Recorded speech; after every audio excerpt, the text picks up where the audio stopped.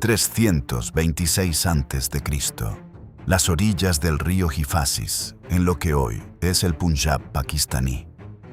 Es julio y el monzón ha convertido los caminos en barrizales y el aire en una masa de humedad caliente que se pega a la piel y hace que el metal de las armaduras queme durante el día y se enfríe brutalmente por la noche.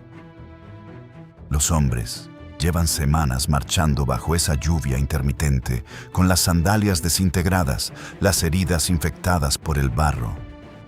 Llevan 8 años fuera de casa. El ejército más poderoso que había visto el mundo antiguo se ha detenido. No porque haya un enemigo delante que no puedan vencer, sino porque los hombres que lo forman han llegado al límite de lo que un ser humano puede aguantar y seguir siendo un ser humano. Y el hombre que los lidera, el que a los 29 años controla el mayor imperio que ha conocido la historia hasta ese momento, no sabe qué hacer con ese límite, porque Alejandro de Macedonia nunca lo había encontrado en su propio interior. Convocó a sus generales. Les expuso el plan: seguir avanzando hacia el este, hacia el Ganges, hacia el océano que, según los geógrafos griegos, rodeaba toda la masa continental del mundo conocido. Llegar al fin del mundo. El general Coenus le respondió en nombre del ejército. Con respeto pero con firmeza, le dijo que los hombres no seguirían aunque él lo ordenara, que llevaban demasiado tiempo lejos, que habían perdido a demasiados amigos, que sus cuerpos habían llegado a un punto más allá del cual no podían ir, que el cuerpo tiene límites aunque el espíritu no los tenga. Alejandro se retiró a su tienda. Durante 3 días no recibió a nadie, no convocó sacrificios, no dio órdenes. Los que estaban cerca podían escuchar a veces algo que no habían escuchado nunca en 8 años de campaña: el sonido del mayor conquistador de la antigüedad llorando. Esta es la historia que los libros de texto no te cuentan sobre Alejandro Magno. No la del héroe invencible. La del hombre que descubrió, a orillas de un río bajo la lluvia del monzón, que el único enemigo que nunca había podido derrotar era la humanidad de los hombres que lo seguían. Para entender cómo llegamos a esas orillas del Hifasis, tenemos que empezar por su padre, porque Filipo II de Macedonia es quizás el personaje más infravalorado de la historia griega antigua, el hombre sin cuya obra, la de su hijo, hubiera sido literalmente imposible, y al que la sombra de ese mismo hijo ha condenado a un papel secundario en la memoria histórica que no se merece. Macedonia, en el año 360 a.C., cuando Filipo subió al trono con poco más de 20 años, era un reino que las ciudades-estado griegas del sur miraban con desprecio. Los macedonios hablaban un dialecto griego que los atenienses consideraban casi bárbaro. Su ejército era una colección de contingentes feudales sin disciplina ni entrenamiento que no podría haber enfrentado a una falange hoplita griega con ninguna expectativa razonable de éxito. En 20 años, Filipo lo cambió todo. Tomó la falange hoplita griega tradicional y la transformó completamente. Alargó las lanzas hasta los 4, 5, incluso 6 metros, creando la sarisa macedónica, un arma que convertía a la falange en una masa de puntas de metal imposible de romper frontalmente. Creó la caballería de los compañeros, los hetairoi, entrenada para actuar en coordinación con la falange de una manera sin precedente. La infantería fijaba al enemigo, lo inmovilizaba, y en el momento exacto en que la tensión era máxima, la caballería golpeaba en el flanco con toda su fuerza concentrada. Era una táctica de yunque y martillo que, en manos de un comandante capaz de leer el campo de batalla, era prácticamente imbatible. Una de sus esposas fue Olimpia, una princesa del reino de Epiro, con quien se casó en el 357 a.C. Ese año, o quizás el siguiente, Olimpia dio a luz a un hijo. Lo llamaron Alejandro. La infancia de Alejandro transcurrió en la corte de Pella en un ambiente de violencia política e intrigas dinásticas. Olimpia alimentó deliberadamente en su hijo la convicción de su destino extraordinario. Según la tradición, le contaba que su verdadero padre no era Filipo, sino el dios Zeus. Alejandro creció creyendo, o al menos actuando como si creyera, que era algo más que humano. A los 13 años, Filipo decidió que su hijo necesitaba el mejor educador disponible en el mundo griego. Y el mejor educador disponible era Aristóteles. Aristóteles tenía 41 años y era el pensador más brillante y más sistemático de su generación. Había sido alumno de Platón durante 20 años y había desarrollado sus propias teorías que en muchos aspectos superan a las de su maestro. Filipo lo contrató para que educara a Alejandro en el santuario de las ninfas en Miesa, donde Alejandro y un grupo de jóvenes nobles macedonios, que serían sus futuros generales, recibieron durante 3 años una educación sin parangón. Lo que Aristóteles le enseñó no fue solo filosofía abstracta. Le enseñó medicina práctica, botánica, zoología, geografía, retórica. Le transmitió el hábito de observar el mundo con precisión antes de sacar conclusiones. Y le inculcó una curiosidad genuina e insaciable por los pueblos y las culturas de cada lugar que visitara. Alejandro marchó con botánicos y geógrafos en su ejército. Envió especímenes de plantas desconocidas a Aristóteles desde Asia Central y desde la India. Era un conquistador, sí, pero era también algo más raro. Un conquistador que quería entender lo que conquistaba. A los 16 años, mientras Filipo marchaba en campaña al norte, Alejandro gobernó Macedonia como regente, aplastó una rebelión en el norte y fundó su primera ciudad en el territorio conquistado, llamándola Alexandrópolis. 2 años después, en la batalla de Queronea del 338 a.C., mandó el ala izquierda de la caballería macedónica en la batalla que sometió a toda Grecia al dominio de Macedonia. Tenía 18 años. La carga de su caballería fue decisiva. En el verano del 336 a.C., Filipo fue asesinado por uno de sus guardias personales durante las celebraciones de una boda real. El asesino fue ejecutado de inmediato. Sus motivaciones nunca quedaron completamente claras. Los rumores que llegaron hasta nuestros días apuntaban en varias direcciones, incluyendo la de Olimpia y la del propio Alejandro. La mayoría de los historiadores modernos consideran que Alejandro no estuvo directamente implicado, pero la ambigüedad de las fuentes ha mantenido viva la pregunta durante 2400 años. Alejandro tenía 20 años, era rey de Macedonia y tenía el ejército y los planes de su padre. Lo que hizo en los siguientes 12 años desafía cualquier intento de explicación que no incluya algún reconocimiento de su genio militar genuino. No era el genio de los estrategas que planifican desde detrás de una mesa de mapas. Era algo más visceral. La capacidad de leer el campo de batalla en tiempo real, de ver el punto en que la línea enemiga estaba a punto de ceder antes de que cediera, de concentrar la fuerza decisiva exactamente en ese punto en el momento exacto y de liderar personalmente esa concentración sin el instinto de autopreservación que habría paralizado a cualquier otro hombre. Alejandro combatía en primera línea, siempre. Tenía heridas de prácticamente todas sus grandes batallas. Una lanza en el muslo en el Gránico, una piedra en la cabeza en Isos, una flecha en el hombro en Gaza, una flecha en el pecho en la India que le perforó un pulmón. Era una acumulación de lesiones que habría inhabilitado a la mayoría de los hombres mucho antes de los 30 años. Cruzó el Helesponto en el 334 a.C. con 37.000 hombres para invadir el imperio persa, el mayor y más poderoso del mundo conocido. En la batalla de Gaugamela, en el 331, con 47.000 hombres, derrotó a un ejército persa que las fuentes antiguas estiman en cifras que oscilan entre 250.000 y 1.000.000 de soldados. Darío III, el gran rey de Persia, huyó del campo de batalla, abandonando a su familia y su tesoro. Fue asesinado después por sus propios generales. Alejandro, al ver su cuerpo, ordenó que fuera enterrado con todos los honores reales.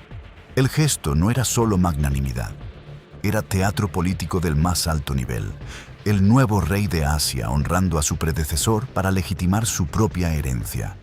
En Egipto, el sacerdote del oráculo de Amón, en el oasis de Siwa, lo saludó como hijo de Amón-Ra, el dios solar. Alejandro jamás reveló lo que el oráculo le dijo en privado, pero desde ese día exigió ser reconocido como hijo de un dios. Para los macedonios y griegos, aquello era casi blasfemia. Para los persas, los egipcios y los pueblos orientales, la divinidad del rey era simplemente el orden natural de las cosas. Alejandro lo comprendió y lo explotó. No imponía una cultura, adoptaba todas las culturas y se situaba en el centro de todas ellas simultáneamente. Hubo un episodio que muestra la grieta entre el mito y el hombre con una claridad perturbadora. En el 328 a.C., en Maracanda, en lo que hoy es Uzbekistán, durante un banquete, su amigo de infancia y general veterano Clito el Negro, ebrio, comenzó a reprocharle que se comportara como un dios oriental y que despreciara las tradiciones macedonias. Alejandro, también bebido, perdió el control. Arrancó una lanza de la mano de un guardia y mató a Clito en el acto. Al ver lo que había hecho, cayó en una crisis que duró 3 días. No comía, lloraba, llamaba a Clito, intentaba suicidarse y tenía que ser sujetado por sus generales. El episodio revela algo esencial. Alejandro había construido una imagen de semidios invulnerable. Y en esos 3 días de derrumbe, los que le rodeaban vieron al hombre de carne y hueso que había debajo. Un hombre capaz de una violencia irreparable y de un arrepentimiento igualmente devastador. La batalla de Lidaspes en el 326 a.C. contra el rey indio Poro fue quizás su obra maestra táctica. Poro lo esperaba en la orilla opuesta del río con 40.000 infantes y 200 elefantes de guerra. Los elefantes eran el problema central. Los caballos macedonios entraban en pánico ante su olor y su ruido. Un ataque directo era suicida. Alejandro pasó días fingiendo intentos de cruce en distintos puntos del río para agotar la vigilancia de Poro. En una noche de tormenta, cruzó con parte de su ejército varios kilómetros río arriba, en un punto que Poro no había cubierto. Diseñó una táctica específica para los elefantes: rodearlos, aislarlos, herir a los cornacas que los guiaban y dejar que los animales enloquecidos causaran estragos en las propias filas enemigas. Funcionó. Cuando Alejandro le preguntó a Poro, capturado, cómo quería ser tratado, el rey indio respondió: como un rey. Alejandro lo restauró como gobernador de su propio territorio bajo soberanía macedonia. Luego llegó el Ifasis y el monzón y los 3 días de silencio. Cuando salió de la tienda al 4.º día, convocó a los augures para que examinaran las entrañas de los animales sacrificados. Los augures, que sabían perfectamente lo que el ejército necesitaba, anunciaron que los presagios eran desfavorables para cruzar el río. Era una solución elegante. Alejandro no se rendía ante sus hombres, se rendía ante los dioses. Antes de dar la orden de retirada, hizo construir en la orilla del Ifasis 12 altares monumentales a los 12 dioses olímpicos, del tamaño de pequeñas torres, visibles desde lejos, diseñados para durar siglos. Su marca en el límite del mundo conocido. Los altares ya no existen. Las inundaciones los destruyeron hace mucho. Pero los textos que los describen han llegado hasta nosotros, y en ellos hay algo que resulta profundamente conmovedor después de 2300 años. La imagen de un hombre que ha llegado al límite del mundo y que construye monumentos para que el mundo recuerde que estuvo allí. No porque vaya a volver, sino precisamente porque sabe que no va a volver. El regreso desde la India fue más catastrófico que cualquiera de las campañas de avance. La ruta a través del desierto de Gedrosia, en lo que hoy es el sur de Pakistán e Irán, fue una pesadilla logística que se convirtió en una tragedia humana. Las fuentes antiguas son vagas sobre los números, pero los estimados modernos sugieren que murieron durante esa marcha más hombres que en muchas de las grandes batallas de la campaña. Sin agua durante días, con temperaturas letales de día y frío extremo de noche, los soldados que habían sobrevivido 8 años de guerra cayeron por miles ante un enemigo que no tenía forma de espada ni de lanza. ¿Por qué Alejandro eligió esa ruta siendo consciente de sus dificultades? Es una pregunta sin respuesta definitiva. Algunos historiadores argumentan que fue un error de cálculo. Otros sugieren que necesitaba demostrar que podía conseguir lo que ningún conquistador anterior había conseguido. Se sabe que Semíramis, la legendaria reina asiria, y Ciro el Grande, el fundador del imperio persa, lo habían intentado y fracasado. Alejandro lo consiguió. Pero el precio fue enorme. De vuelta en Babilonia, en el 323 a.C., Alejandro tenía 32 años y el cuerpo de un hombre mucho mayor. Las heridas acumuladas, el esfuerzo de 12 años de campaña, el consumo masivo de alcohol que las fuentes describen con consistencia y el golpe psicológico de la muerte de su amigo más íntimo, Hefestión, fallecido en el otoño del 324 y cuya pérdida lo sumió en un duelo que alarmó a sus generales, todo eso había cobrado su precio. Pero seguía planeando. La siguiente campaña sería Arabia. Había encargado la construcción de una flota nueva. En mayo del 323 asistió a una serie de banquetes. Bebió mucho. Luego empezó a sentirse mal. Fiebre, escalofríos. Los médicos no conseguían identificar la enfermedad ni detener su progresión. El 11 de junio del 323 a.C., Alejandro Magno murió en el palacio de Nabucodonosor en Babilonia. Tenía 32 años y 11 meses. Sus generales le preguntaron a quién dejaba el reino. Según la tradición, Alejandro pronunció su última palabra con un esfuerzo visible, al más digno, y no dijo nada más. La causa de su muerte sigue siendo debatida. La fiebre tifoidea, agravada por el alcohol, es la hipótesis más aceptada actualmente. El envenenamiento con arsénico, teoría favorita de la antigüedad, sigue teniendo defensores modernos, aunque las evidencias no son concluyentes. Una propuesta más reciente, el síndrome de Guillain-Barré, una enfermedad autoinmune que produce parálisis progresiva, explicaría el extraordinario detalle de que el cuerpo tardara 6 días en mostrar signos de descomposición, lo que ha llevado a algunos médicos a plantear la aterradora posibilidad de que fuera enterrado vivo en estado de coma profundo. No lo sabemos, y esa ignorancia sobre cómo murió el mayor conquistador de la antigüedad parece, en cierto modo, apropiada para un hombre cuya vida entera fue una respuesta a preguntas que nadie antes había tenido el valor de hacerse. El legado de Alejandro no se mide en kilómetros conquistados, se mide en lo que ocurrió después. Cuando murió sin heredero designado, sus generales, los diádocos, se lanzaron a una guerra de 40 años por los pedazos del imperio. Al final el territorio estaba dividido en 3 grandes reinos: el de los Ptolomeos en Egipto, el de los Seleucidas en Asia y el de los Antígonidas en Macedonia. Nunca volvió a estar unificado.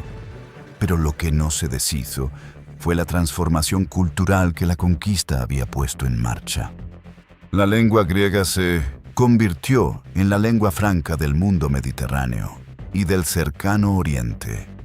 En esa misma lengua griega se escribirían siglos después los evangelios del Nuevo Testamento, porque era el idioma que cualquier persona educada del mundo mediterráneo podía leer independientemente de su origen.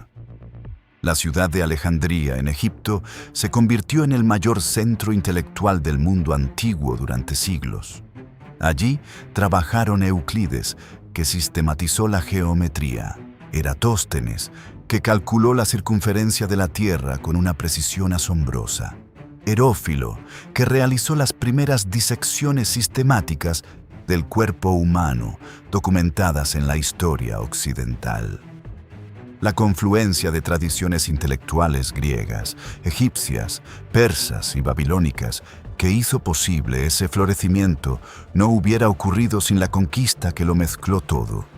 Y en las regiones de Bactriana y Gandhara, en el norte de Afganistán y el noroeste de Pakistán, las esculturas budistas del siglo I y II después de Cristo muestran al Buda con rasgos y ropajes inequívocamente griegos, producto de 2 siglos de convivencia entre las tradiciones artísticas que los conquistadores de Alejandro habían dejado en esos territorios y las tradiciones espirituales del budismo.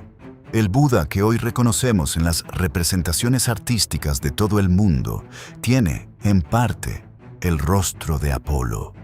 Hubo un momento, en algún punto de esos 3 días de silencio junto al Ifasis, en que Alejandro debió comprender algo que ninguna de sus victorias le había enseñado: que el mundo no es ilimitado, que los seres humanos, incluso los mejores, incluso los que se han convencido de que son hijos de un Dios, tienen un límite.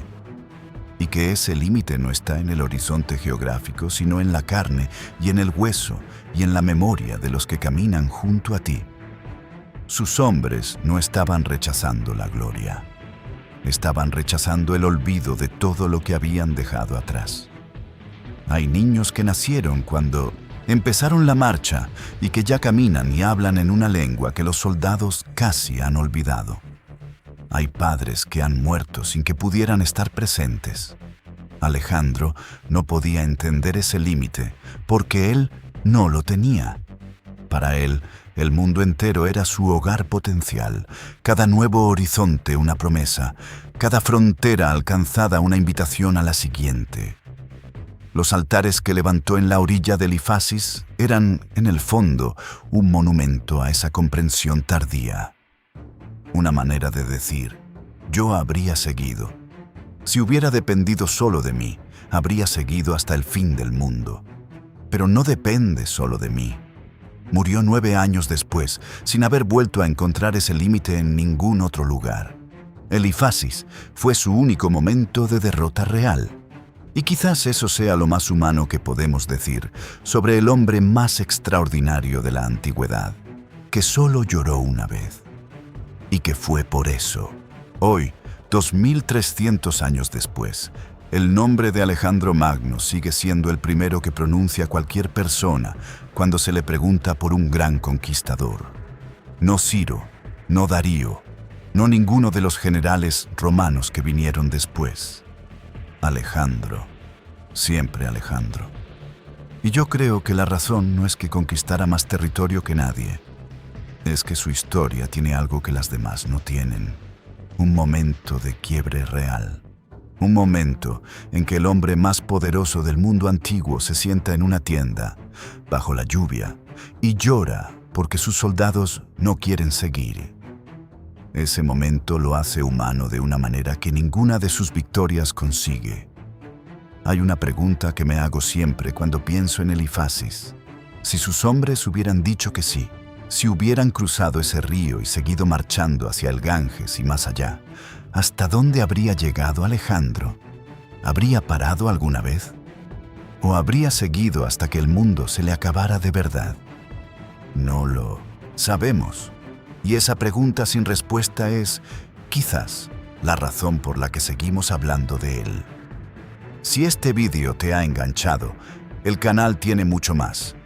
Suscríbete activa la campanita y la próxima semana seguimos con otra historia que la historia oficial no te ha contado completa. Nos vemos.